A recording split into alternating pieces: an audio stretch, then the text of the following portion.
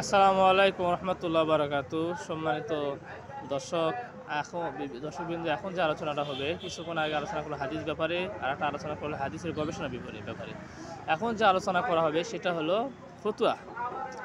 একটা বিষয় ফতুয়া ব্যাপারে, এটা বলা খুবই জরুরি দেখে আমি বলতেছি। দেখেন, এই জিনিসটা আমাদের খুব লক্ষ্য রাখা দরকার। সেটা হলো কি, যে সমাজের মধ্যে অনেক মানুষ মারা যায়, আত্মহত্যা করে, গলার দড়ি দেয়, ফাঁসি দেয়, মানে গলা দড়ি দেয়, বিষ খায় ইত্যাদি, চাকু মারে, নিজে নিজে আত্মহত্যা করে।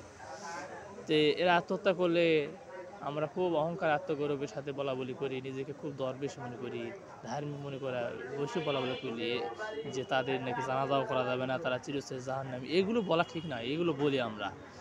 এগুলো বললে দেখেন আমাদের মধ্যে একটা অহংকার আসে। আল্লাহ আমাদেরকে ওই রাস্তায় রাখেনি, এটার জন্য আমাদের কোটি কোটি লক্ষ লক্ষ কোটি কোটি বা শুকরিয়া করা দরকার। কিন্তু এইভাবে যেটা সঠিক কথা নেই, যেটা যথেষ্ট পরিমাণ গবেষণা করা নাই, সেটার ব্যাপার আমাদের এইভাবে ফতুয়া বাজি করা ঠিক না। যে গলায় দড়ি দিলে আত্মহত্যা, মোট করে আত্মহত্যা করে, বিষ খাক, গলায় দড়ি দেখ, চাকু মারুক, নিজে নিজেকে জেলে হোক, যে তা জানা যাওয়া যাবে না, তার চিরস্থায়ী জাহান্নামী, এগুলো বলা যাবে না। এই কথা ঠিক না। তার ফায়সালা কী হবে, মরার পর সেটা আল্লাহ পাক রব্বুল আলামিন দিবেন। তার ফায়সালা আছে জাহান্নামে, চিরস্থায়ী জাহান্নাম, খালিদিনে ফিরে, এরকম তো কথা না। সূরা নিসার মধ্যে যে আয়াতটা আছে, এটা ভালো করে আপনারা দেখবেন, ব্যাখ্যাটা নয়। তারপর আপনার সূরা ফুরকানের মধ্যে আছে, হ্যাঁ, ফুরকান শেষের দিকে আছে। এই দুই আয়াতের সামনে রেখে আপনারা গবেষণা করে দেখবেন, তাফসীর, বিভিন্ন তাফসীর ইবনে কাসির, তাফসীর রুহুল মানি, এগুলো তাফসীর সামনে রেখে দেখবেন, ভালো করে বুঝা দেখবেন যে ওখানে কিন্তু এই কথা বলা হয় নাই যে চিরস্থায়ী জাহান্নামে যাবে। দুই আয়াতের মধ্যে করা হয়েছে, তার দেওয়া আছে। এটা আমার বানানোর কথা নয়। হ্যাঁ, তার ব্যাপারে বলা হয়েছে যে ধার্মিক যারা বিশেষ বুজুর্গ, তার জানাজা নামাজ না পড়ানো উচিত, নামাজ পড়া উচিত নয়।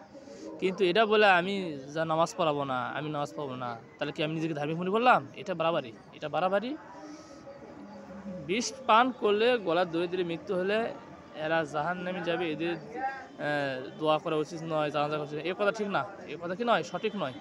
এর প্রমাণ আছে। প্রমাণ হলো যে তাদের জন্য জানাজাও করা যাবে, বুঝছেন? তাদের জন্য কী করা যাবে? জানাজা করা যাবে, দোয়া করা যাবে। মরার পর কী করবে আল্লাহ পাক রব্বুল আলামিন, সেটা আল্লাহ পাক রব্বুল আলামিনের কাছে ছেড়ে দাঁড়াবে। তিনি সৃষ্টিকর্তা, তাই যেটা ইচ্ছে সেটা করতে পারে।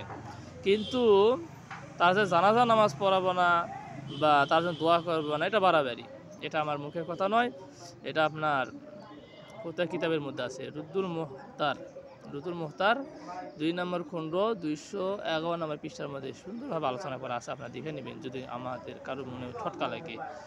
এছাড়া আপনার সহিহ বুখারী, সহিহ বুখারীর 1 নম্বর খণ্ড পৃষ্ঠা নম্বর 182, এই সহিহ বুখারীর সরা হল ফাতুল বারী, ওখানে আপনারা দেখবেন বিস্তারিত জিনিসটা আলোচনা করা আছে। আল্লাহ রাব্বুল আলামিন আমাদেরকে সঠিক সহিহ বুঝদান করুক, বিনয় হিসাবে জীবনযাপন করার তৌফিক দান করুক, ইমানের সহিত মৃত্যু নসিব করুক।